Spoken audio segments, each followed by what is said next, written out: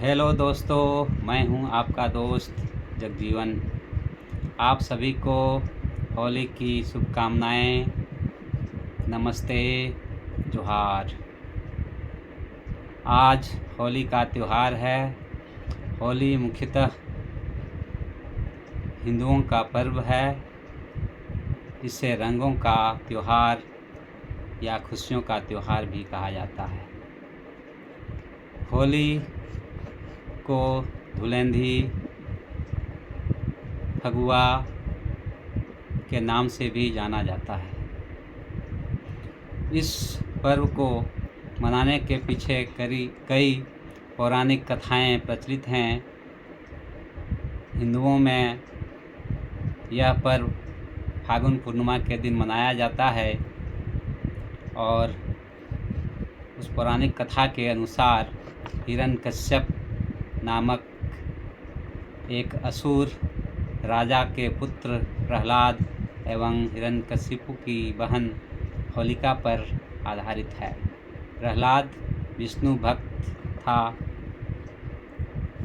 और उनके पिता हिरण्यकश्यप अपने आप को भगवान के बराबर समझते थे। तो इन्हीं कथाओं पर यह आधारित है और इस कथा के अनुसार बैर और उत्पीड़न के प्रतीक होलिका को जलाने का प्रचलन है। ठीक उसी तरह आदिवासी उरांव समुदाय में सोनों और रूपों की याद में फगुआ पर्व मनाया जाता है। कहा जाता है कि सोनों और रूपों दो विशालकाय गिद्ध थे जो विशाल सेम्बल के पेड़ पर रहते थे। वो दोनों गिद्ध आदिवासियों के हल जुआट को ले जाकर अपना घोंसला बनाते थे और उन्हें परेशान करते थे। कभी कभी वे छोटे बच्चों को भी ले जाते थे। तो इसी घटना से धर्मेश ईश्वर जो हैं एक युवा के रूप में अवतरित होते हैं और दोनों गिद्धों को तीर से मार देते हैं और साथ ही उस विशाल सेम्बल के पेड़ को भी काट देते हैं। इस तरह से यह कथा प्रतीकात्मक रूप में इंसानों के जीवन में आने वाली परेशानियों को ईश्वर या धर्मेश द्वारा खत्म करने और सृष्टि का संचालन पूर्ववत करने से संबंधित है। उरांव समुदाय के लोग सेम्बल पेड़ की डाली को जलाकर काटते हैं। इसे फगुआ काटना भी कहते हैं। ठीक उसी तरह आदिवासी संथाल समुदाय में यह पर्व बाहा सरहुल के पर्व से संबंधित है और यह पर्व बाहा सरहुल के मनाने के तीसरे दिन से शुरू होती है और आदिवासी या अन्य जनजातियों में इस पर्व के बाद शिकार पर जाने का प्रचलन भी है। आज दोस्तों इस वीडियो के माध्यम से मैं आपसे होली से जुड़े कुछ विषयों की ओर आपका ध्यान आकर्षित करना चाहूँगा। दोस्तों, आपको एक बार फिर से होली की शुभकामनाएं। मैं हूँ डॉक्टर जगजीवन मुर्मू। मेरा बचपन माधोपुर चकाय प्रखंड के छोटे बाजार एवं डढ़वा पंचायत के गंगटी ग्राम में बीता है। मैंने बचपन में भी कई वर्षों तक होली खेली है और बहुत मज़े किए हैं। जैसा कि आप सभी खेलते आ रहे हैं। यह पर्व बसंत पंचमी के दिन से ही इसकी शुरुआत हो जाती है।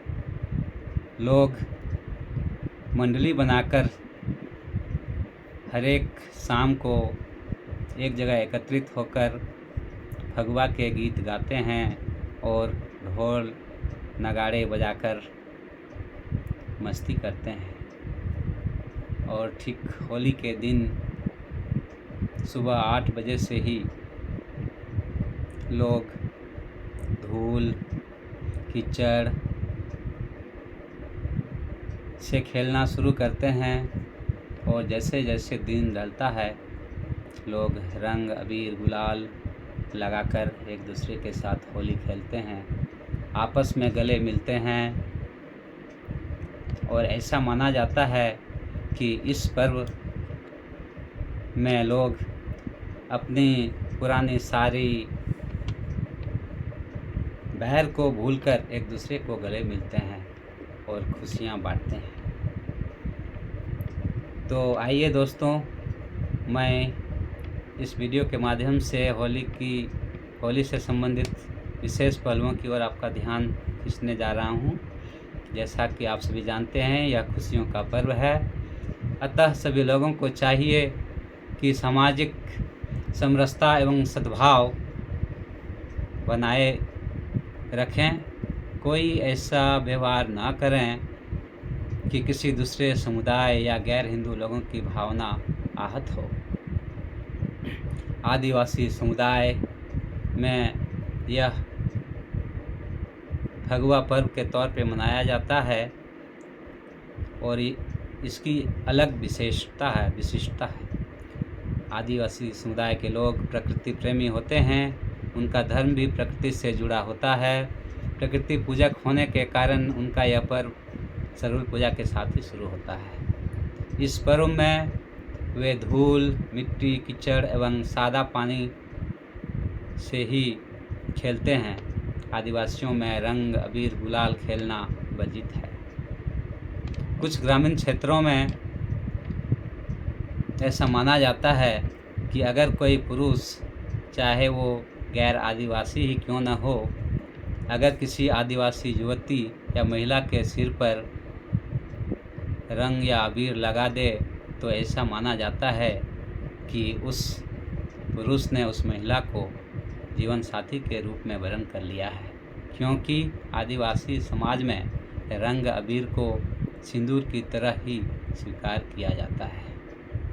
पर बदलते समय के दौर में, आधुनिकता की दौर में अब सभी समाज के लोग गांव से निकलकर शहरों महानगरों में बस रह रहे हैं, पढ़ाई लिखाई कर रहे हैं। अतः वर्तमान परिवेश से संतुलन या सामंजस्य स्थापित करने के कारण अब वे बेझिझक होकर होली में रंग अबीर का प्रयोग करने लगे हैं। तो इस तरह से हम देखते हैं कि समय के साथ साथ होली का स्वरूप भी बदलता जा रहा है।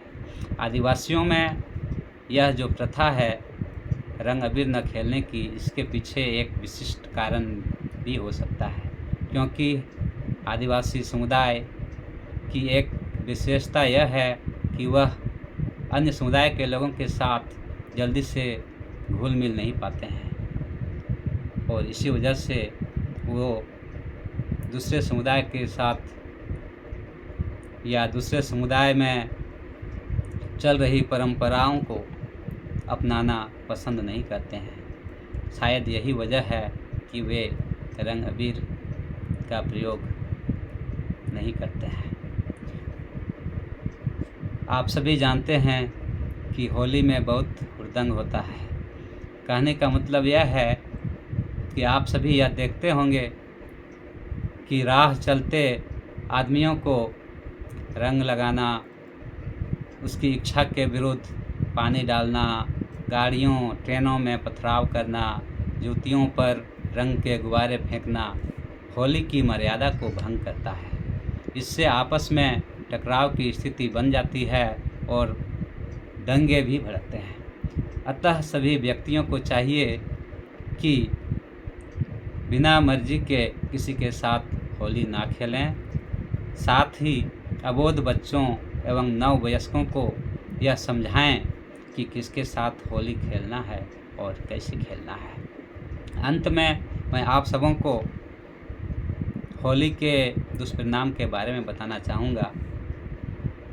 आजकल मुनाफा के चक्कर में बाज़ार में केमिकल युक्त सस्ते रंग उपलब्ध हैं, जो हमारी त्वचा के साथ साथ आँखों को भी नुकसान पहुंचा सकते हैं। कभी कभी अंधापन का खतरा भी हो सकता है। नशापान करके होली खेलना भी दुर्घटना को बढ़ाता है। पुरानी रंजिश के चलते भी लोग होली की आड़ में साजिश रचते हैं, जो अफसोसजनक है। अतः साथियों, आप सभी से निवेदन है कि आप सुरक्षित होली खेलें। इस खुशियों के पर्व को खुशियों का पर्व ही रहने दें। किसी के दिल को ठेस ना पहुंचाएं। उनकी भावनाओं का कद्र करें। उनकी परंपराओं का ख्याल रखते हुए उनके साथ सद्व्यवहार करें। दोस्तों, अगर आपको हमारा यह वीडियो अच्छा लगे तो आप इसे सब्सक्राइब करें, लाइक करें और अपने दोस्तों को शेयर करें। अंत में आप सभी को फिर से होली की शुभकामनाएं। जोहार, नमस्कार।